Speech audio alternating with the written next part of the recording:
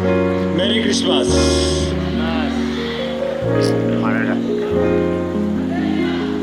అది బాబా ఈ లైట్లు ఉంటుంటే చాలా కష్టం అవుతుంది మాట్లాడడానికి అనుకుంటా. అందుకనే కన్ఫ్యూజ్ అవుతుంది. మా మనవరాలు చాలా బాగా డాన్స్ చేస్తుంది, కన్ఫ్యూజ్ అయ్యింది. ఎనీహౌ, ఎన్టీ రామారావు గారు ఏసీ కాలేజీలో చదివారు. మా ఫాదర్ కూడా ఏసీ కాలేజీలోనే చదివారు. సర్వేపల్లి రాధాకృష్ణన్ గారు మన ఆర్ట్స్ కాలేజీలో లెక్చరర్ కింద పనిచేసిన తర్వాత ఆంధ్ర యూనివర్సిటీ వైస్ ఛాన్సలర్ అయ్యారు. ఎందుకు చెప్తున్నానంటే ఎడ్యుకేషన్ పరంగా Rajahmundry history the oldest college అంటే మనకి ఆర్ట్స్ కాలేజ్. ఆర్ట్స్ కాలేజీ ఇక్కడ బ్రిటిషర్స్ చదువు చెప్పే పరిస్థితులు ఉండి, అంటే సరైన స్వాతంత్రం రాకముందు, ఎందుకంటే 200 years మన స్వాతంత్రం వచ్చి 76 సంవత్సరాలు అయింది. కానీ ఆర్ట్స్ కాలేజీ స్థాపించి నాకు సరిగ్గా తెలియదు, ఎందుకంటే ఆ కాలేజ్ స్టూడెంట్నే, కానీ నాకు కరెక్ట్గా తెలియదు. కానీ బట్ 150 years అబోవ్ అయింది. అంటే హిందూ కాలేజ్ ఒకటి, ఏసీ కాలేజ్ ఒకటి, గవర్నమెంట్ ఆర్ట్స్ కాలేజ్ ఒకటి, చాలా పురాతనమైన హిస్టరీ ఉన్నటువంటి కాలేజెస్. చాలా కాలం రాజమండ్రిలో 3 కాలేజెసే ఉండేవి. Arts college, VT college, women's college, SKR women's college. అప్పుడు ఈ 3 కాలేజీల్లో కూడా కంప్యూటర్ సైన్స్ లేదు.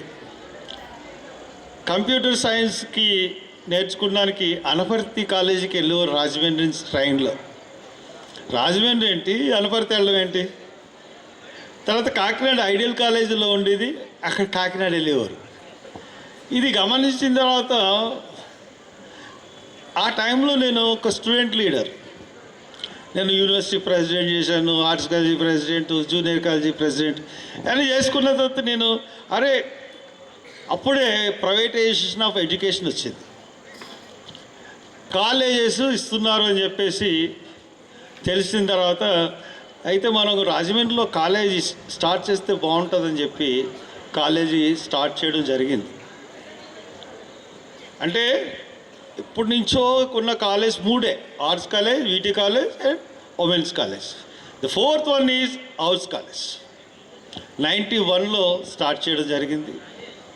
మన కాలేజీకి 36 years ఆఫ్ హిస్టరీ ఉంది. It's not a small college, కొత్తగా పెట్టిన కాలేజ్ కాదు. మీరు ప్రౌడ్గా చెప్పుకోవచ్చు.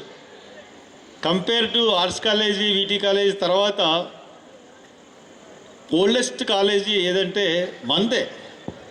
మనం గర్వంగా రాజీవ్ గాంధీ కాలేజ్ అని మనం గర్వంగా చెప్పుకోవచ్చు. అట్లాగే ఫార్మసీ కాలేజ్ 2009లో స్టార్ట్ చేసాం. మరి రాజమండ్రిలో కూడా ఫార్మసీ కాలేజీ ఫస్ట్ కాలేజీ కింద లెక్క మనకి. అట్లాగే first MCA college, first MBA college, అలాగే మనకి బీపీఈడి కాలేజ్ కూడా ఉండేది, bachelor of physical education and diploma in physical education ఉండేది. మొన్న ఒక అమ్మాయి ఒక ఆవిడ కనపడింది నాకు. సార్ అంది, ఏమ్మా ఎవరమ్మా అన్నాను. నేను మీ స్టూడెంట్ని సార్, 97లో నేను మీతో చదువుకున్నానండి, మీ కాలేజీలో చదువుకున్నానండి, నన్ను గుర్తుపట్టారా అంది. చాలా కాలం అయిపోయింది కదమ్మా, గుర్తుపట్టలేదండి. మా బ్యాచ్లో అందరికి గవర్నమెంట్ ఉద్యోగాలు వచ్చినాయండి అని చెప్పింది. చాలా హ్యాపీ అయిపోయింది. అంటే మన కాలేజీ గొప్పతనం ఏంటంటే, మనం చాలా చిన్న స్థాయి నుంచి ఎదుగుతూ వచ్చాం. పాకల్లో ఉండేది మన కాలేజీ, కంప్యూటర్కి ఒకటే రూమ్ ఉండేది. అది గ్రాడ్యువల్గా ఈ స్టేజ్ కావడానికి 35 years పట్టింది. బట్ మన కాలేజీలో లైఫ్ కనపడుతుంది, జోష్ కనపడుతుంది, కళ అన్నది మన కాలేజీలో ఉంటుంది. ఎందువల్లంటే స్టూడెంట్స్ని ఒక మనుషుల్లాగా పూర్తిగా చదువు నేర్పేసి అట్లా తయారు చేయడం అన్నది నాకు ఎప్పుడు ఇష్టం లేదు. అందువల్లనే మన కాలేజీలో ఎన్సీసీ ఉంటుంది, కల్చరల్ ప్రోగ్రామ్స్ ఉంటాయి, అన్నీ ప్రతిదీ కూడా నేను ఎంకరేజ్ చేస్తూ ఉంటాను. ఎక్కువ ఫంక్షన్స్ పెడతా ఉంటాను. నాలెడ్జ్ గెయిన్ చేయడానికి సెమినార్స్ ఎక్కువ మనం కండక్ట్ చేసుకుంటాం. మీరు చూసే ఉంటారు ఈ సంవత్సరం ఎన్ని సెమినార్లు జరిగినాయో. ది గ్రేట్ ఏంటంటే నా ఐడియాలజీకి తగ్గట్టుగా మా కోడళ్ళు ఇద్దరు, Ankita and Anvita, they are doing very good. వాళ్ళ వెనకాల మా వాళ్ళు ఉన్నారనుకోండి, సన్నీ అండ్ బెన్నీ. కానీ వీళ్ళు ఇప్పుడు దగ్గరుండి చూసుకోవడంతో నాకు ఈ సంవత్సరం చాలా హ్యాపీగా నేను ఫీల్ చేస్తూ ఉన్నాను. అది ఎంత బాగుందంటే చాలా బాగుంది. మీరు ఎక్కువ నేను చెప్పదలుచుకోలేదు, కానీ మీరు మటుకు మీరు ఇంతకుముందు అంటే ఎస్పెషల్లీ ఫార్మసీ కాలేజెస్కి చెప్తా ఉన్నాను, ఫార్మసీ కాలేజ్ కానీ డిగ్రీ కాలేజ్ కానీ మిమ్మల్ని రెండు కళ్ళు వెంటాడుతూ ఉంటాయి. ఏం తప్పు చేసినా దొరికిపోతారు. అటువంటి దృష్టితో వచ్చారు కోడళ్ళు ఇక్కడికి. కాబట్టి అటెండెన్స్ విషయంలో కానీ ఇంతకుముందు మేనేజ్ చేస్తాంలే అనుకున్నట్టు ఉంటే మటుకు మీరు ట్రబుల్ అయిపోతారు. ఎగ్జామ్స్ కూడా మరి మిమ్మల్ని అలౌ చేయని పరిస్థితులు కూడా ఉంటాయి. ఇకపోతే ప్రాబ్లం అంతా ఎక్కడుందంటే మనకి గవర్నమెంట్తోనే ఉంది. మనకి ఎందుకు మీకు చెప్తున్నానంటే యూ హ్యావ్ టు నో, చాలామంది డిగ్రీ కాలేజీ లెక్చరర్స్కి 6 నుంచి 8 నెలలు జీతాలు ఇవ్వలే. ఇంకా కారణం ఏంటంటే దగ్గర 6,000 కోట్లు బకాయిలు ఉండిపోయింది. గవర్నమెంట్ కడతానంటే అది కట్టదు. ఇక్కడ మనకి సఫర్ అయిపోతున్నది టీచర్స్, లెక్చరర్స్. అందుగురించే మిమ్మల్ని కొంత ఈ మధ్యకాలంలో మీరు డబ్బులు కట్టండి అని అడుగుతూ ఉన్నాం. లేదా ఫీజు రియంబర్స్మెంట్ అన్నా ఎత్తేయాలి గవర్నమెంట్. మీరే కరెక్ట్గా ఇప్పుడు ఇంటర్మీడియట్ ఎంత కడుతున్నారు? ఇంటర్మీడియట్ చదవడానికి ₹1,00,000 కట్టుతున్నారు, లేకపోతే 60,000 కడుతున్నారు, 70,000 కడుతున్నారు. పేద విద్యార్థులకైతే ఏదో కన్సెషన్ ఇచ్చి చదువుతూ ఉన్నారు. ఇది ఒక సిస్టమ్ అన్నది డెవలప్ చేయాలి గవర్నమెంట్.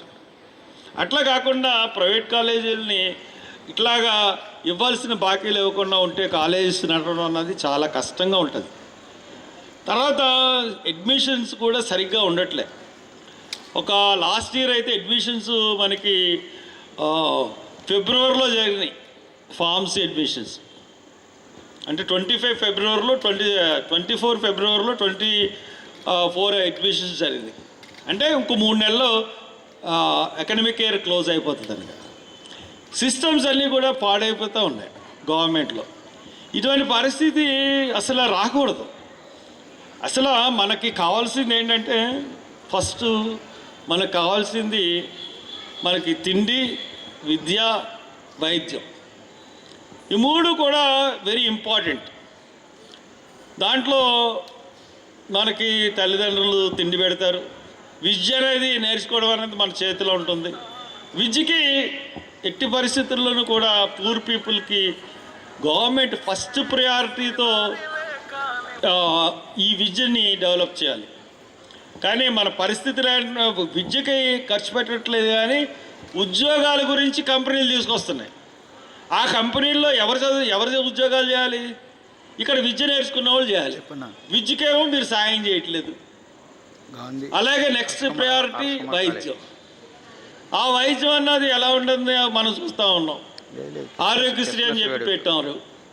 గవర్నమెంట్ తప్పకుండా పూరెస్ట్ ఆఫ్ ది పూర్కి, ఈ సంఘంలో ఉన్నటువంటి అట్టడుగున్న వర్గాలకి, అంటే బిలో పావర్టీ లెవెల్ ఉన్న ఫ్యామిలీస్ అన్నిటికీ కూడా ఉచితంగా వైద్యం చేయించాలి.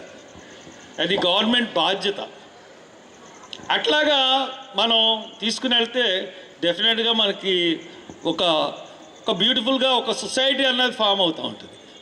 మనకి ఆరోగ్యం లేకుండా, విద్య లేకుండా మనకు వచ్చి కంపెనీలు ఎందుకు?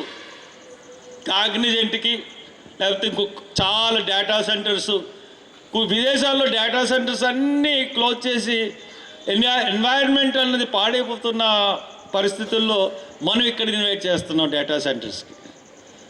అటువంటి పరిస్థితి అంటే మీకు ఇంకా దీని మీద ఇంకా తెలియాలి. ఎందుకంటే మీరు నెక్స్ట్ పౌరులు మీరే. మీకు చాలామందికి 18 సంవత్సరాలు వచ్చి ఓటు హక్కు ఉంటుంది. ఓటు హక్కు వినియోగించుకున్నప్పుడు తప్పకుండా ఆలోచించాలి మనకు ఏది ముఖ్యం, ఏది అవసరం, మనం ఏ రకంగా మనం ముందుకు వెళ్ళాలి, మనం ఏ రకంగా ఎవరి నాయకత్వం అయితే ముందుకు వెళ్ళగలుగుతాం. ఎక్కడ చూసినా భారతదేశం పరిస్థితి ఎలాగుందంటే అవినీతిలో అగ్రస్థానాన్ని ఉంది, అభివృద్ధిలో అడుగునుంది. ఇటువంటి తారతమ్యాలు మొత్తం మన ఆస్తి సంపద అంతా కూడా ఒక 10 మంది చేతిలోనే ఉంది, మొత్తం ఇండియా సంపద అంతా కూడా. ఇటువంటి బడా కార్పొరేట్ సంస్థలకి 25 లక్షల కోట్లు బ్యాంకులు రుణాలు మాఫీ చేశాయి. మనకి ఒక రోజున మన నాన్నగారు కానీ తండ్రి ఈఎంఐ కట్టడం లేకపోతే లేట్ అయితే బండి తీసుకెళ్ళిపోతానంటారు. ఇటువంటి పరిస్థితులు ఉన్నాయి. ఎందుకంటే ఇవన్నీ చెప్తున్నాను, సామాజిక స్పృహ, సోషల్ అవేర్నెస్ అన్నది చాలా ఇంపార్టెంట్.